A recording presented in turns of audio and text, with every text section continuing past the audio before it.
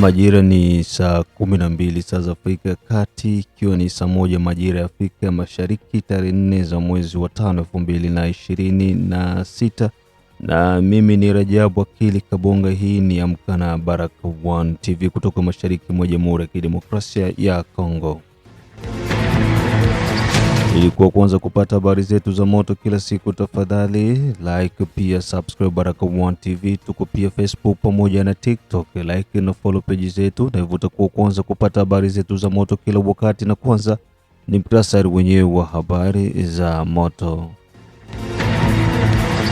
Uvira na Fizi, vita kati ya Purusi na Elakano yazidi kupamba moto, huku nyumba zaidi zazidi kuteketea baada ya mto Kalimabenge kujaa jijini Uvira.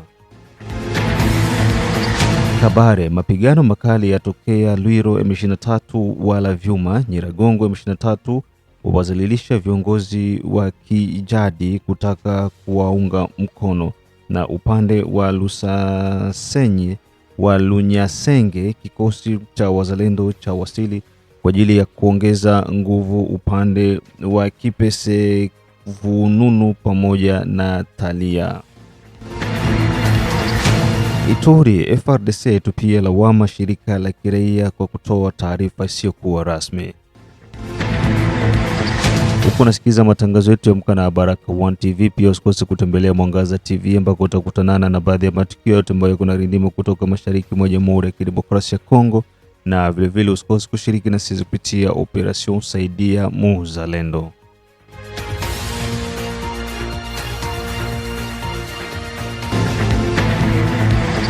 Tuanze na taarifa hizi kutoka Uvira pamoja na Fizi. Vita kati ya Purusi na Elakano yazidi kupamba moto, huku nyumba zaidi zazidi kuteketea baada ya mto Kalimabenge kujaa.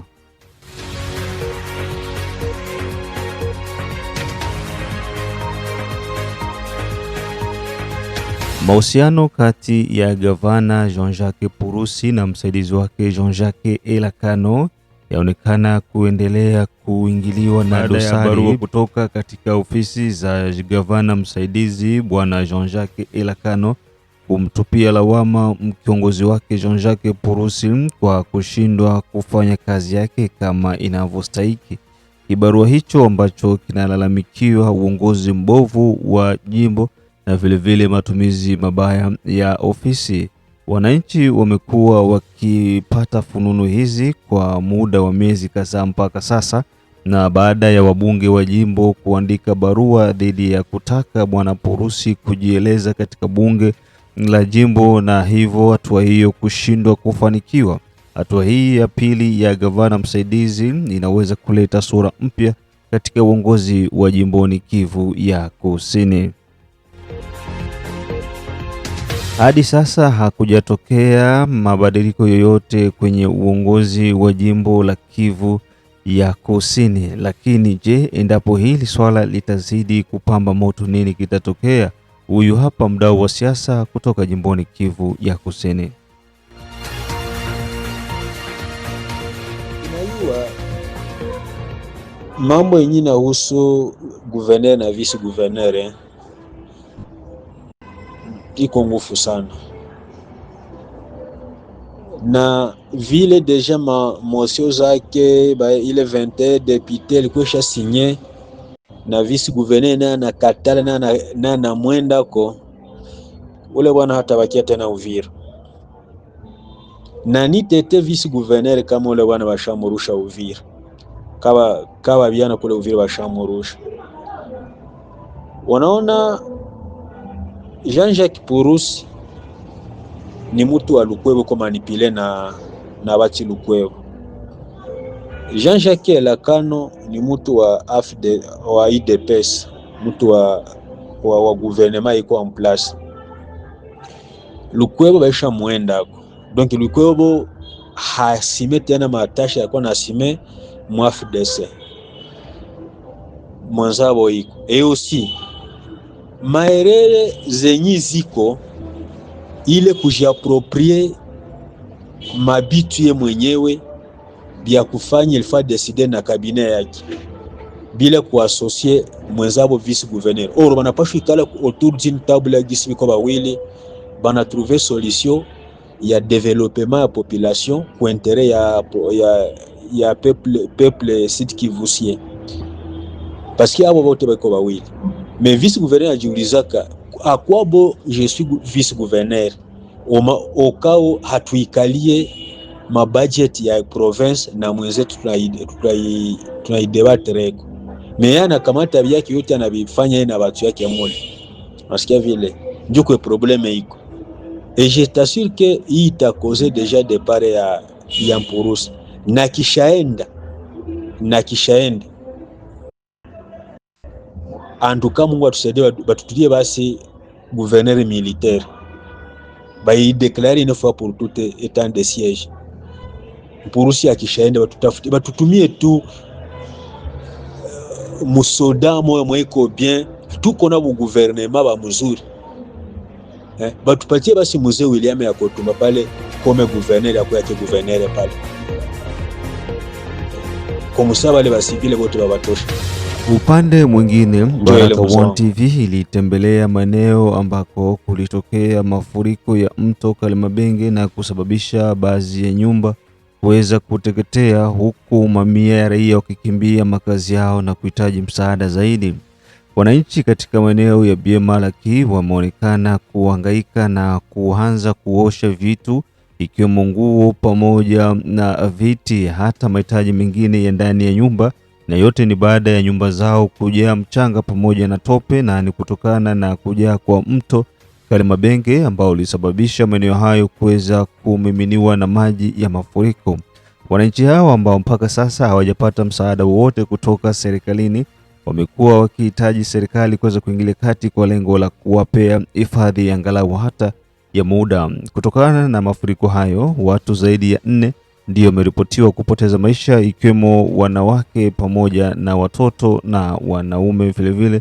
Miili iliokotwa na kwa sasa baadhi wamekwisha kuzikwa na wengine bado wapo kwenye vyumba vya kuhifadhia maiti kwenye hospitali kuu ya jiji la Uvira.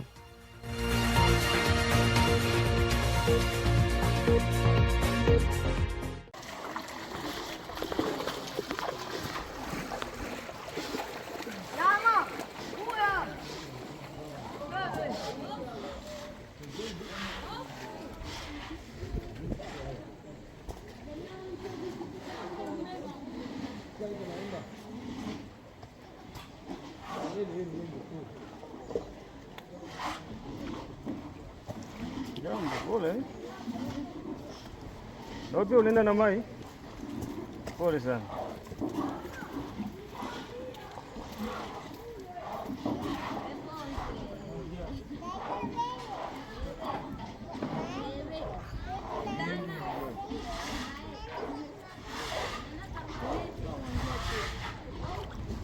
Seri. Unaenda wapi? Hawaogopi mai? Hawaogopi mai?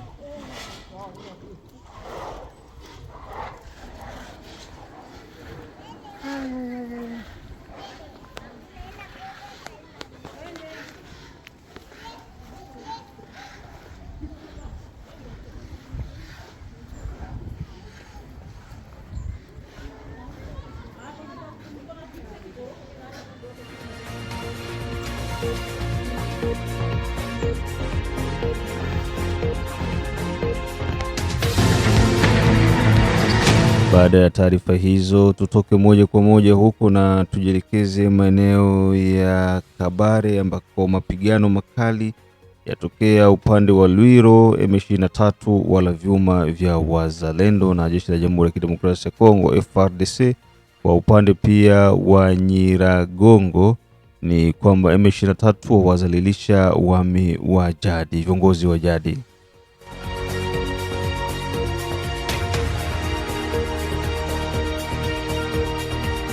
Kwa upande wa Kivu ya Kusini tarafani Kabare, majeshi ya Jamhuri ya Kidemokrasia ya Kongo FARDC huko wakishirikiana na wazalendo pia sambamba na FDNB jeshi la Burundi maeneo ya Lwiro tarafani Kabare. Kambi ya kijeshi ambayo ilikuwa imewekwa maeneo hayo na jeshi la RDF limeweza kuzungukwa na vikosi tihifu kwa serikali tokea hiyo tarehe 2 za mwezi wa 5 2026 na kuamkia mpaka tarehe 3.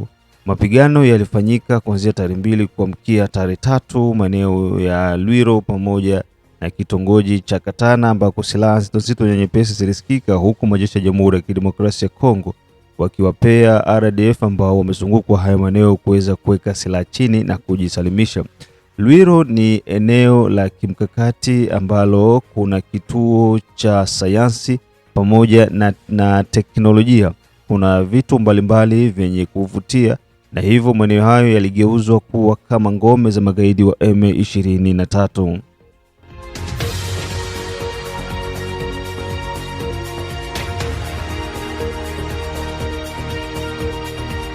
Kwa upande wa Nyiragongo, M23 wawazalilisha viongozi wa jadi, kisa viongozi hao kukataa kuwaunga mkono magaidi wa M23.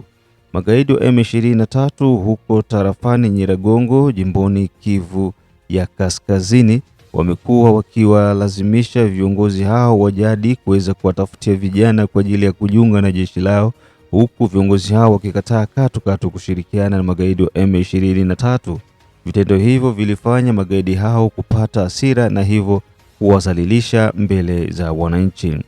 Tukiingia upande wa Lunyasenge, vikosi vya wazalendo vimeweza kuwasili maeneo hayo ikiwa naongozwa na jenerali aliyetangaza Bwana Germain Mayani.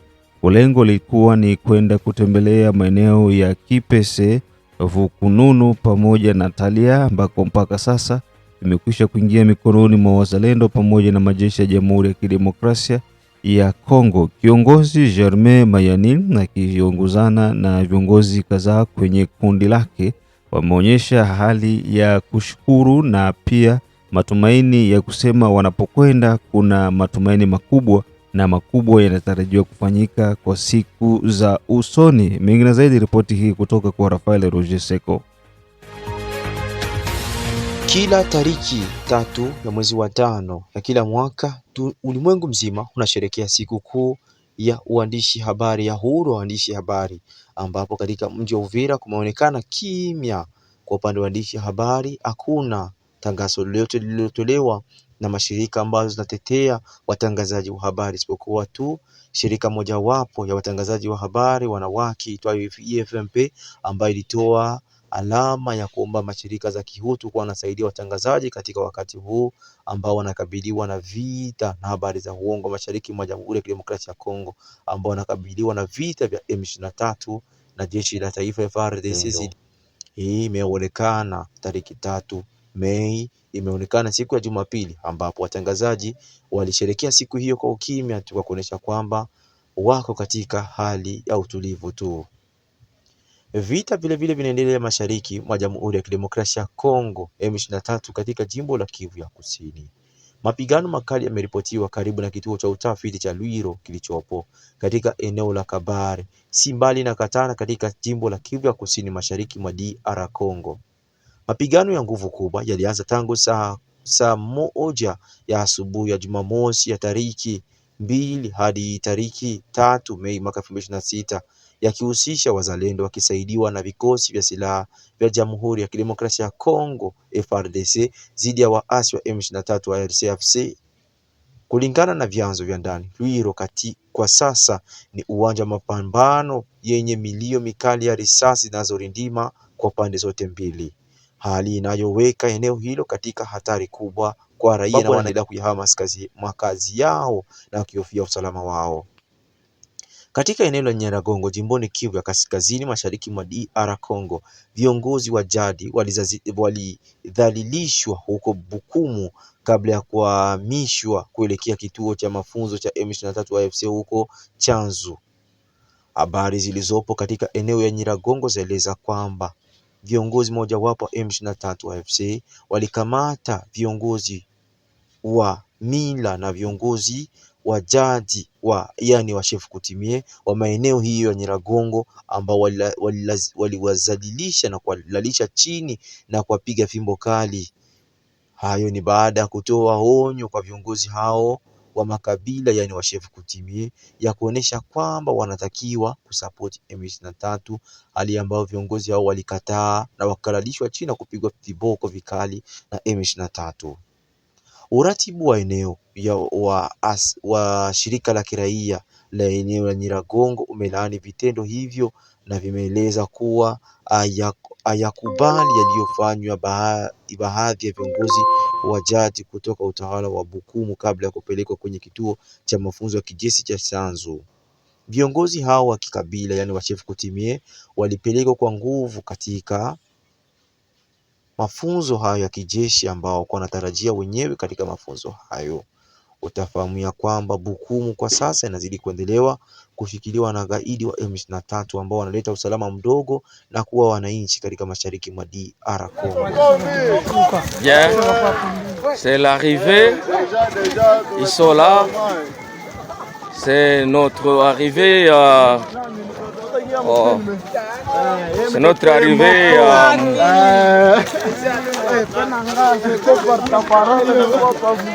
c'est notre arrivée à Lunyasenge.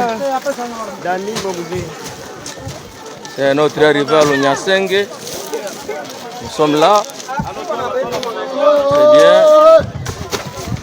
C'est notre arrivée à Lunyasenge. Même de femmes engagées sont là. Elles sont très nombreuses. Voilà, c'est les porte-parole Gingavo qui arrive. Déjà là. Quelle est votre appréciation? Merci, nous sommes déjà là. Oui. C'est la délégation de la synergie Frograno, Oui. dirigée par le général-major Mayani, Oui. au rejet de Katundu. Nous sommes déjà à Lunyasenge. Très bien. Pour une mission très noble, Ouais. celle de renforcer la morale de nos troupes VDF qui sont sur le terrain. Merci. Voilà, nous pensons que tout va se passer bien.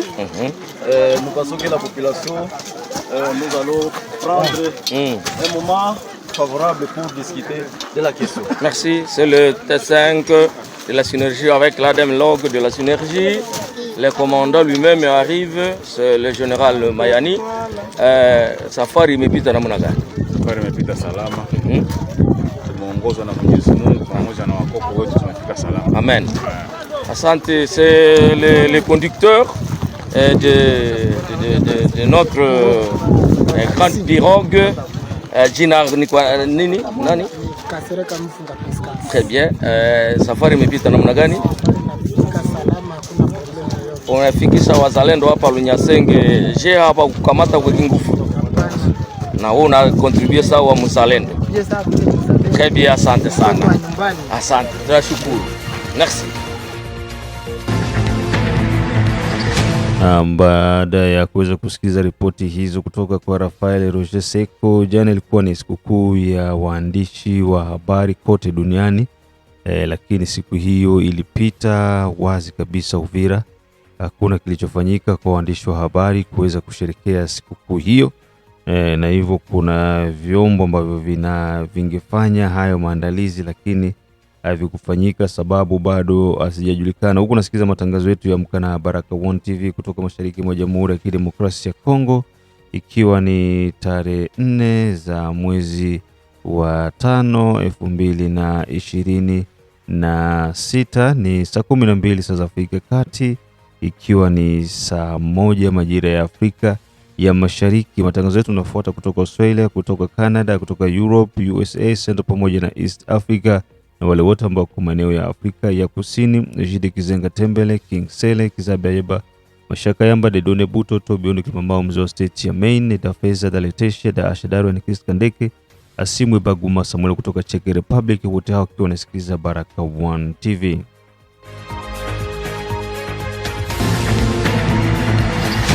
Na baada ya taarifa hizo tuingie huko mkoani Ituri ambako majeshi ya Jamhuri ya Kidemokrasia ya Kongo FARDC yatupia lawama shirika la kiraia kwa kutoa taarifa ambayo sio rasmi. Kutokana na hali ya sitofahamu inazidi kujitokeza huko jimboni Ituri ambako mashirika mbalimbali ya kiraia yamekuwa yakitoa takwimu tofauti na ile ambayo inatolewa na serikali ya Ituri.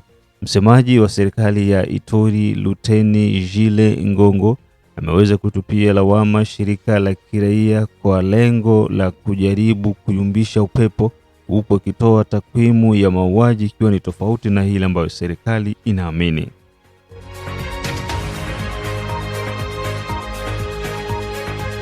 Dalili hizo zinaleta mkanganyiko na lengo haswa ya kutoa taarifa hiyo haiko kwa ajili ya taarifa kamili, badala yake ni kujaribu kutafuta namna ya kuichafua serikali ili ionekane kwamba viongozi ambao wapo katika hayo maeneo wanafanya kazi isiyokuwa ya umakini zaidi. Kwa mantiki hiyo, serikali inahitaji shirika hilo kuweza kutoa takwimu kamili na pia majina na hata idadi kamili ya watu na maeneo yao, na hata kuonyesha mili ya hao watu wanaosema kwa zaidi ya 100 wanasadikika kuwa waliuliwa baada ya magaidi wa ADF kujaribu tena kuvamia katika vijiji kadha wa kadha huko mkoani Ituri.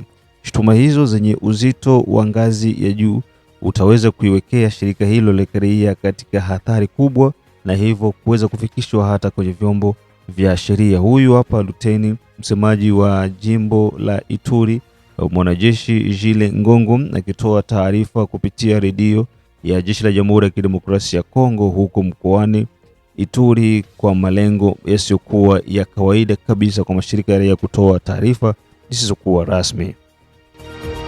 Société civile, il fallait rétablir la vérité. Nous disons que la société civile, l'ingénieur Loss a parlé qu'il y a plus de 100 morts, une centaine de morts. Sa communication au niveau même de la radio France Internationale. Nous disons, ça peut être une vérité, ou donc il peut dire la vérité, ou bien nous disons, peut-être l'ingénieur Lossa, une seule fois dans sa vie, il a parlé la vérité. Quelle est cette vérité? Il y a eu plus de 100 morts ou une centaine de morts. Mais nous demandons maintenant, l'ingénieur Lossa puisse nous donner la liste des plus de 100 morts qui ont été tués, massacrés, selon lui. Nous demandons aussi d'établir cette liste-là. Nous demandons à l'ingénieur Lossa de nous montrer le corps de plus de 100 morts lors de cette attaque. Parce que nous comprenons que la vérité, c'est la première victime dans un conflit. Et là, nous assistons maintenant dans des contre-vérités. Ce qu'il a dit, c'est à lui maintenant de montrer des preuves tangibles des 100 morts. Et donc, nous demandons à l'ingénieur Lossa de nous donner la liste des 100 morts qui ont été tués lors de ces massacres. Et donc, 100 morts, c'est quand même des trop. 100 morts, c'est des trop. Alors, l'ingénieur Lossa est appelé à nous fournir les listes, les noms, peut-être même leur appartenance, peut-être même leur village, parce que il a parlé d'un fait. Si c'est un fait, nous attendons, nous demandons à l'ingénieur Lossa de nous donner ces listes de nos compatriotes qui ont été massacrés. Non, le cas contraire, le gouverneur l'a bien dit aujourd'hui sur les antennes de la RFI. Il sollicite, il demande une enquête indépendante. Et cette enquête va établir les responsabilités. Qui a fait quoi, quand, où, comment. Peut-être établir même le bilan de sa mort. Et donc, il doit nous montrer, il doit maintenant être prêt à prouver à cette délégation-là. Et donc, il est temps d'établir la vérité. Parce que une telle communication, c'est ce qui attise les faits. C'est ce qui attise tellement le fait au sein des communautés. Imaginez-vous 100 morts et tout ça a un objectif d'opposer les communautés, opposer les acteurs en présence pour continuer à déstabiliser la province de l'Ituri. Donc vous allez comprendre que s'il n'y a pas de preuves, et donc vous comprendrez que quelqu'un roule pour l'ennemi. Mais nous ne pouvons pas le dire ainsi, même si ce n'est pas le cas. Donc, vous-même, vous aurez la réponse. Et donc, nous refusons la victimisation et la diabolisation dans cette situation où l'Ituri traverse. Et donc, nous demandons, nous réitérons ce que le gouverneur militaire a dit, les enquêtes indépendantes pour établir les responsabilités, mais aussi exiger la correction. Les cas contraires, chacun va tirer les leçons par rapport à la communication de Dieudonné Lossa. Les ennemis de la République, lentement et sûrement, tombent dans leur propre traquenard, dans leur propre piège. Le piège de faire quoi? De tisser, donc de raviver les conflits. Souvenez-vous, je vous avais dit que la CRP de Thomas Lubanga cherche à raviver les conflits intercommunautaires ici en province de l'Ituri. Ce que nous avions appelé le Chikaya communautaire. Et donc, nous demandons que les enquêtes indépendantes soient diligentées en Ituri pour établir leurs responsabilités. Au-delà de ça, nous appelons notre population au calme, de se méfier de tous les discours divisionnistes que de ces genres de Lossa.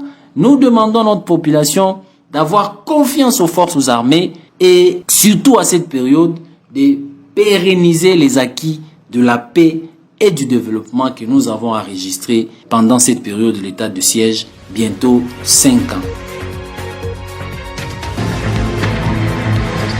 Huo ndo mwisho wa matangazo yetu kutoka Baraka One TV kwa asubuhi hii. Mengine tukutane majira ya saa 6, saa 9 pamoja na saa 12. Usikose pia kutembelea Mwangaza TV ambako utakuwa nakutanana na baadhi ya matukio ambayo yako yanaendelea kutoka mashariki mwa Jamhuri ya Kidemokrasia ya Kongo, na vile vile usikose kushiriki na Baraka One TV kupitia Operation Saidia Muzalendo. Unaposaidia katika operation hii na kufanya pia kuweza kuchangia kwa nguvu na uwezo wako ili kuweza kuwafikia ndugu zetu ambao wapo kwenye uwanja wa mapigano. Unaposaidia mzalendo, kumbuka kwamba unakuwa pia unachangia kusaidia Jamhuri ya Kidemokrasia ya Kongo. Bye bye, tukutane majira ya saa 6, 9 pamoja na saa 12.